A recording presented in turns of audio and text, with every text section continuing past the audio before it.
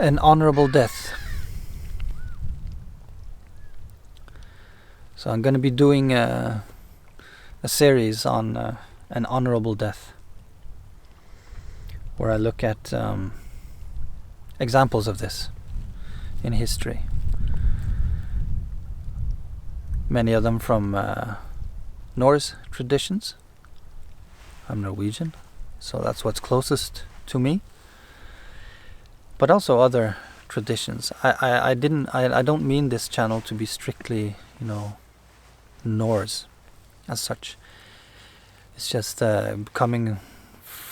being from Scandinavia myself, it's naturally what is closest to me. So examples through history about an honorable death. And the topic interests me, and I want to do videos on this channel for several reasons. And the most important probably being because I had the fortune of, through many years of working with severely ill and dying people. And it was a big learning experience for me.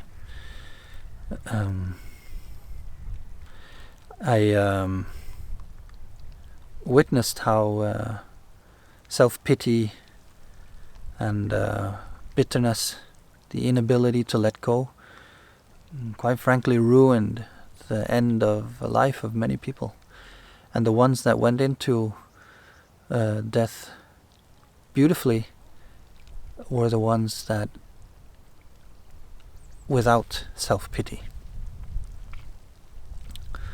And self-pity was a very negative thing in that process, as I witnessed it. One of the most people that I had the fortune of caring for that had the most reason to have self-pity.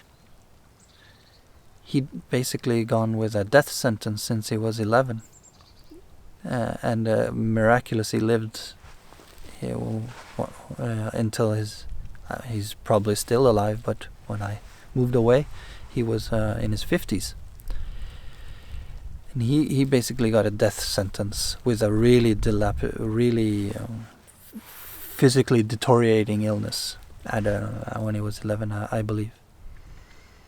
And he and his mother decided on that day that they wouldn't complain anymore. Going forward, they would enjoy each other's company and their life. No more complaining. And he stuck with that.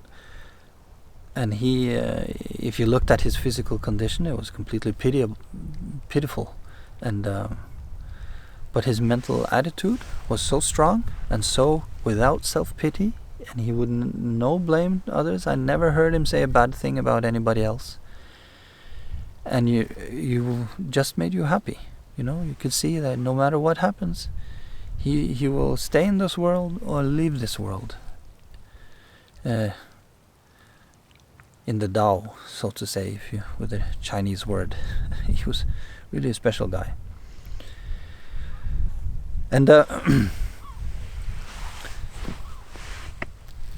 strong source for inspiration in life is examples. There are many of them in history, and so I thought I'd take a look at them and talk about them. And they're also exciting, of course. Many of them are in battle, and many of them are not in battle. So they're exciting stories in themselves. And when you look deeper into them, there are many things to learn. And also many things my understanding is only so deep, so perhaps others through comments and such can also help uncover what there is to learn.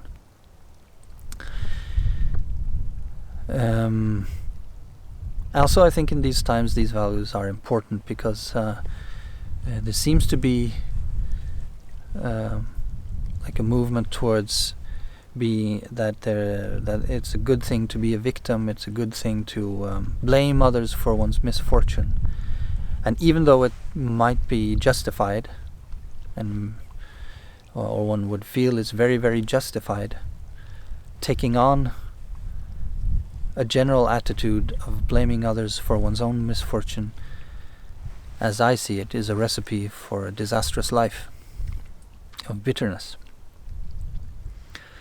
So that's why I want to do this series. And also, of course, like with my other videos, there's a lot to look at on the historical aspect, which is, I think, is very interesting. Many things to learn, both for me and I hope for you.